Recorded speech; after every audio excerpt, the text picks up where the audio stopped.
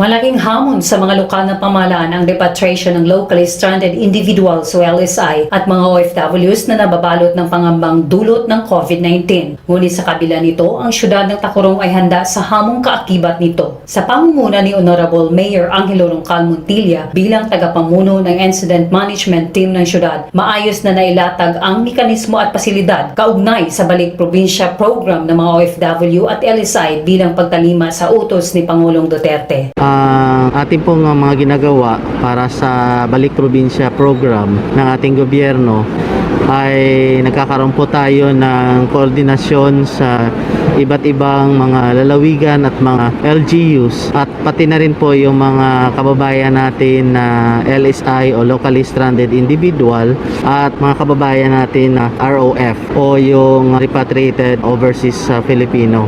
At pag nasundo, diretsyon po ito sa ating isolation facility na nandito po sa ating city. Kailangan mag-isolate ng 14 days at sa loob ng 14 days na yon, sila po ay monitor ng ating mga health worker. Kaya tinitingnan kung mayroong mga symptoms kagaya ng ubo, lagnat, trangkaso na nararamdaman. Sa katunayan, mismong si DepEd 12 Regional Director Alan G. Farnaso ay humanga sa kandaan ng lungsod, lalong-lalo na sa mga quarantine facilities nito sa pagbisita noong Mayo 21. As of June 26, umabot na sa 309 na mga repatriates ang dumating sa syudad mula noong May 15 at inasahan pang darami sa susunod na mga araw. Bilang bahagi ng protocol, kinakailangan nilang sumasailalim sa mandatory quarantine sa mga isolation facilities ng lungsod bago tuluyang bumalik sa kani-kanilang pamilya. So the LGU of Tacurong provided different quarantine facilities where we house our locally stranded individuals and returning OFWs. So we have 8 rented accommodation establishments, 1 LGU quarantine facility with 8 rooms, and different isolation facilities in our barangays. Being one of the prime movers of the repatriation team, we assisted our LSIs and our OFs who wanted to come home, as well as those who are stranded in our city and wish to go home. For those LSIs in Tacurong, they will have to register to their barangay where they are staying temporarily, and the barangays will endorse to our office all the pertinent papers. After that, we facilitated them until they get their travel documents such as the medical certificate from the City Health Office and the travel authority from Philippine National Police. For those LSIs and ROFs outside of Tacurong, we have our FB page that is the Stranded Tacurong Non-Assistance Center. They could read there our advisories and they could find our hotline numbers. They will register using the link found in our FB page, and they could also communicate with us through Messenger or through our hotline. Prior to their arrival, we ask them to let their family secure their barangay certificate of residency and furnish us with their itinerary and submit it to the tourism office. We are also reminding them to take precautionary measures while on travel, like using of face masks, gloves, and the like. We also tell them to communicate to us a day before their travel and on the day of their travel. We encourage them to keep us posted of their whereabouts so that we will know if their flight was not cancelled. We also inform them that upon arrival, they will immediately be placed to our quarantine facilities. So the LGU only provides 3 meals and a room for our LSIs and ROFs. And other than that, the family can provide their other needs. So our city health workers monitor the quarantine facilities as well as in the barangay isolation areas, those who are home quarantine. We do this so that we could see to it that the family of these LSIs and ROFs could also be ensured of their safety. These LSIs and ROFs will undergo the 14-day precautionary quarantine. The LGU City of Tacurong, headed by our Honorable Angelo O. Montilla, would like to extend our heartfelt thanks to our psychosocial team, namely Miss Charo B. Moico, our psychologist from the City Social Welfare Department, and then there are 2 guidance counselors from Tacurong National High School, Mr. Carico Batilaran and Mr. Lloyd Dalaya. To your team, team, thank you so much for helping our LSIs and ROFs,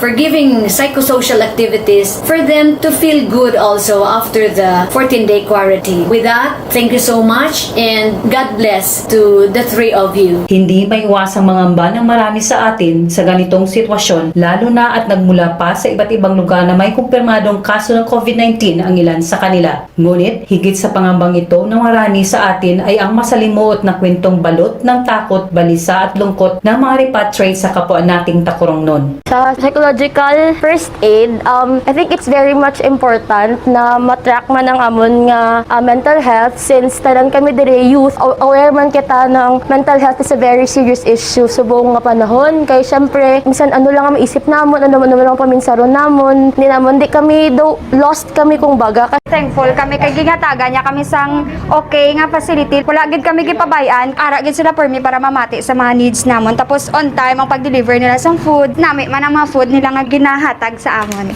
With the help of psychological aid, hindi na namon maisip itong mga natabo sa amon for the last 3 months and mas makafocus na kami sa kung ano ang ara subo. Always sila ka monitor sa amon. Kung may ginabatsyag kami, gina-check gid ang temperature. Upang ito ay maibsan, nagsagawa ng stress debriefing ang syudad bilang bahagi ng repatriation program. Natatakot man pero di inalintana ng dalawang matatapang na personnels ng Takurong National High School. Si Kiriko Batilaran, Certified Guidance Counselor at Doy Dalayat, Psychometrician ng Paaralan, ang mga katuwang ni Charo Moico, LGU Psychologist, sa pagbibigay ng psychological first aid sa mga repatriates. So when we speak of psychological first aid, ang pinaka-bottom line dito, yung nandoon lang kami, tinitingnan namin sila, nakikinig kami sa kanila.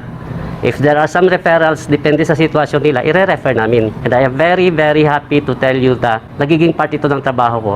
I do not know kung it's a blessing na nagkaroon tayo ng COVID para at least siguro ma-practice din namin yung role namin as a guidance counselor as a psychological first aider kung paano namin i-handle yung situation na kagaya ng ganito. This psychological first aid, na-create ito siya because of this pandemic. Kailangan kong maghagilap ng mga members to do this very essential job. Meron akong mga tandem allies from the DepEd. Sulat ako ng letter asking for the superintendent na i-allow yung kanilang dalawang guidance counselors, my partners in doing this psychological first aid. So we have this hashtag Team LCQ, means Lloyd, Charo, and Kiriko. Nangangamba man sa sariling kaligtasan, subalit kailangan nilang harapin ang hamong kaugnay sa kanilang sinumpaang trabaho para sa ikabubuti ng kapwa nila takurong nun. Sang nag-approach si Ma'am Charo, si Dr. Bless, nga mapasali ako sa COVID, psychological first aid, wala kita ko nagdua-dua nga mag-uo. This is one of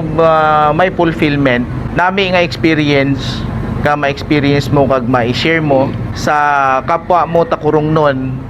173 na ng mga repatriates ang mga dumaan sa isinasagawang psychological first aid ng syudad. As of now, mayroon po tayong total of 309 na naka-isolate mula noong May 15. So, ang nakagraduate po natin is 173 po yung naka-uwi na po sa kanilang bahay. Bilang tagapangalaga sa kanila, kung kailangan nila ang bawa, may high blood sila, so ina-attend natin yan, pinainom natin ng mga gamot. Sa mga repatriates na dumaan sa 2 linggong quarantine, marahil ay wala nang hihigit pa sa tuwang dulot ng araw ng pagtatapos ng quarantine period at tuluyan ng makauwi sa piling ng pamilya. Ako, si Annalyn Capi ng Takurong National High School, kasama si Sir Cesar Antolin. Ito ang aking kwento para sa DepEd 12 sa ERE. Kasama lahat, kasali lahat, para sa lahat.